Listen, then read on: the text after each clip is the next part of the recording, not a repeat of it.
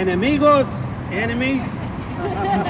I want to thank you for being here tonight. And when I say enemies, you know we have enemies. Lots of enemies.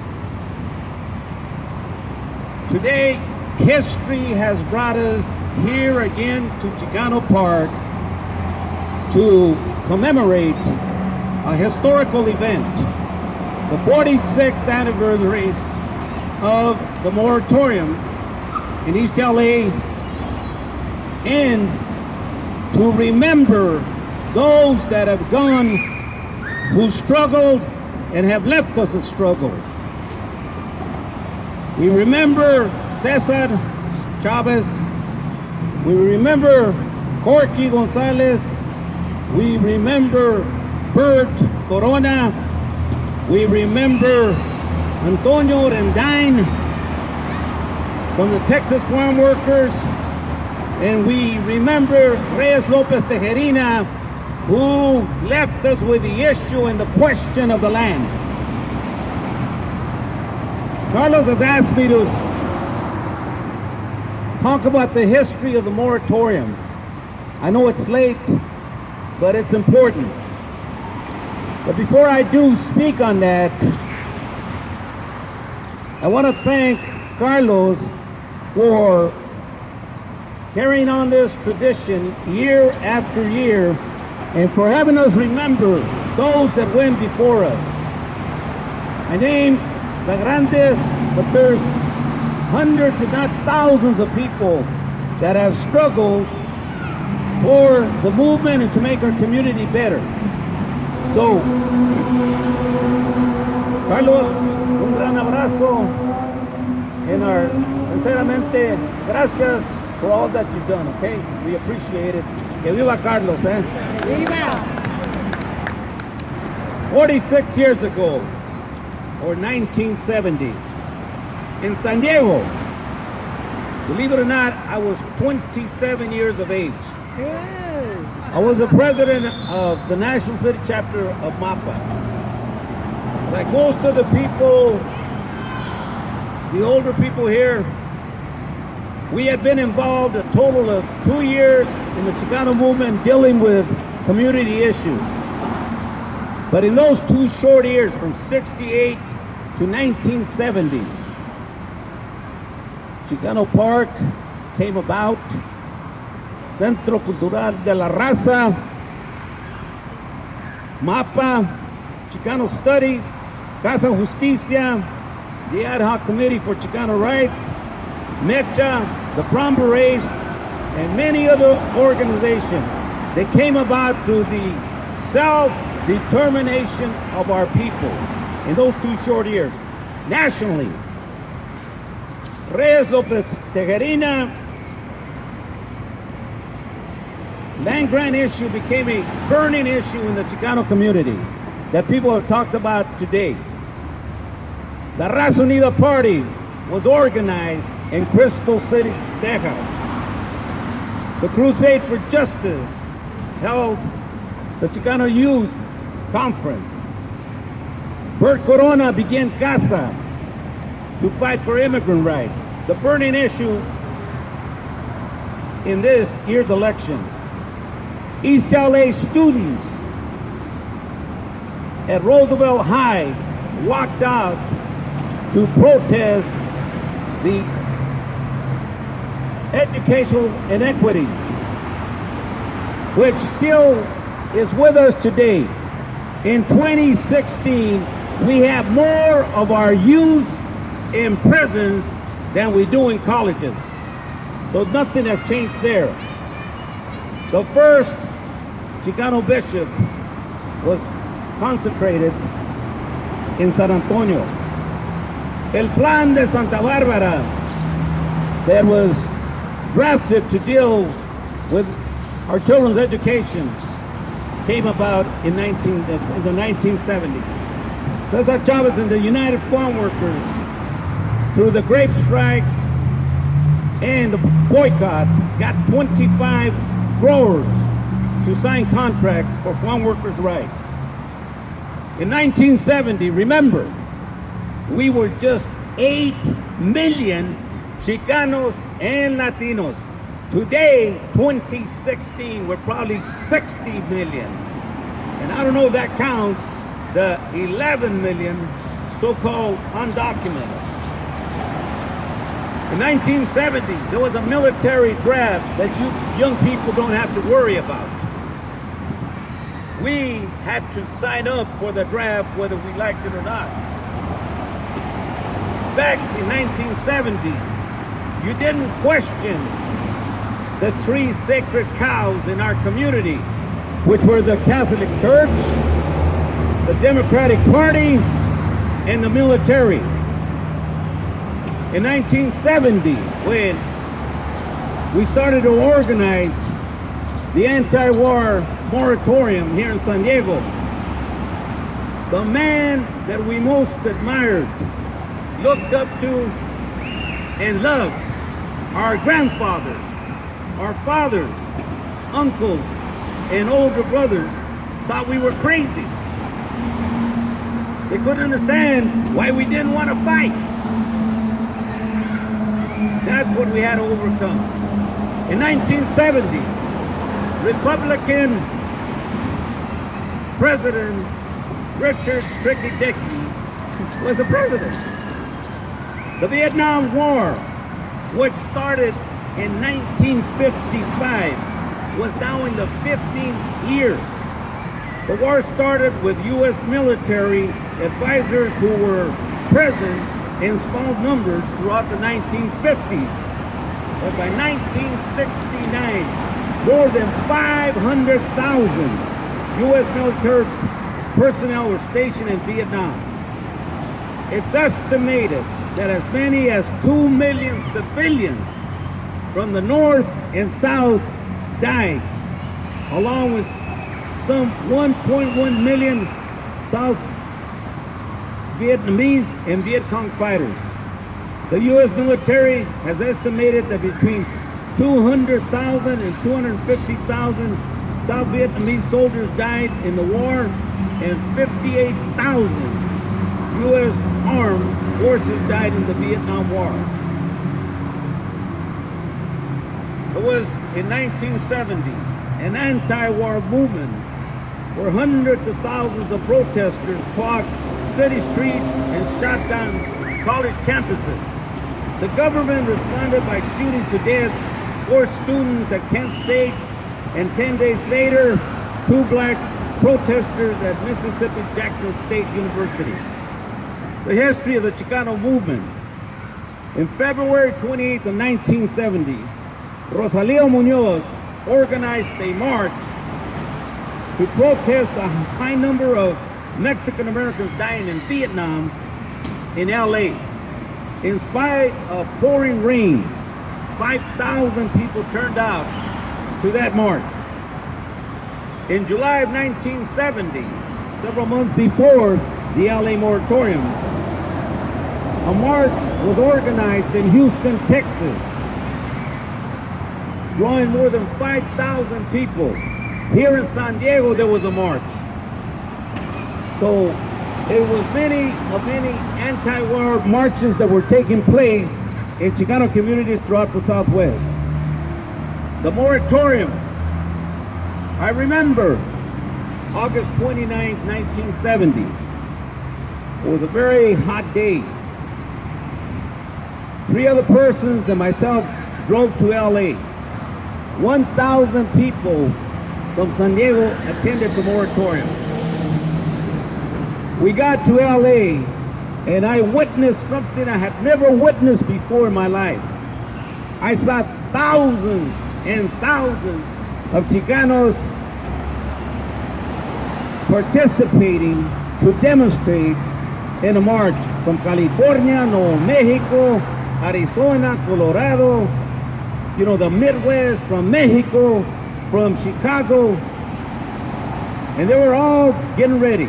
I remember the march started late, but then people got behind banners of the Virgen de Guadalupe, Mapa banners, Brown Beret banners, UFWAC banners, and we started marching for 5 miles. People came out from the street yelling encouragement. A lot of them joined in. And then we got to the park. At the park, I remember we sat down.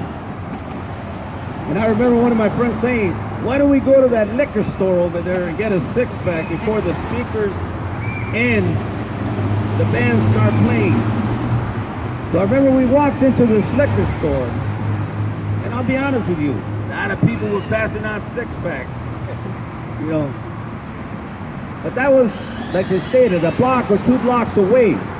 And I remember when we came out, I told my friend, I said, look at all those cop cars over there, like 50 or 100 cop cars. He said, oh, they're probably just monitoring. So we sat down, and then we heard a commotion. And I remember getting on a chain link fence. So there was a chain link fence, like a tennis court or what have you. And I looked back, and I could see the brown berets going up to the cops, hey, everything's okay.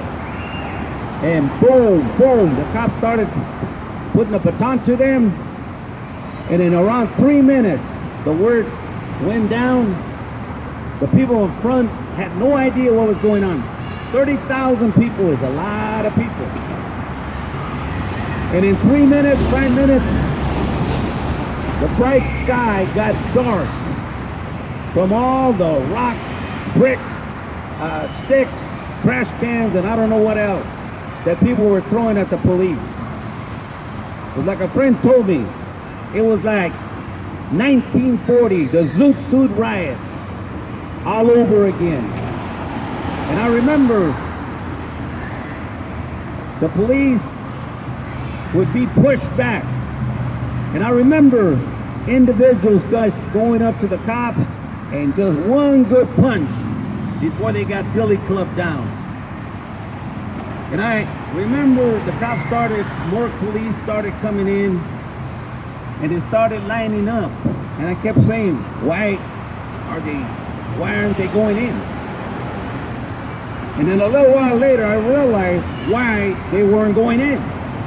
They were waiting for the wind to get a direction on how the wind was blowing for the tear gas. And I remember 3 feet from me, a tear gas canister landing. I had never smelled tear gas, and let me tell you something. In 2 seconds, it makes you say uncle. But people kept fighting, they kept coming.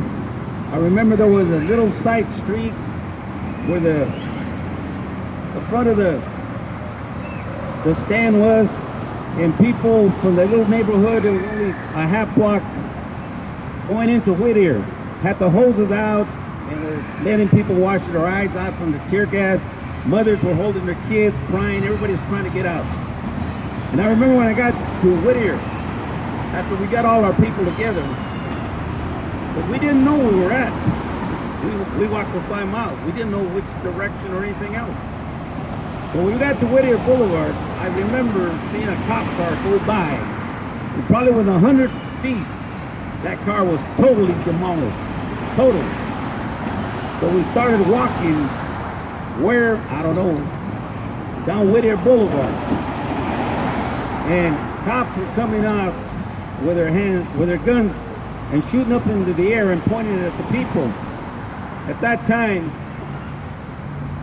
this guy with a flatbed truck came by and says, hey, you guys need a ride?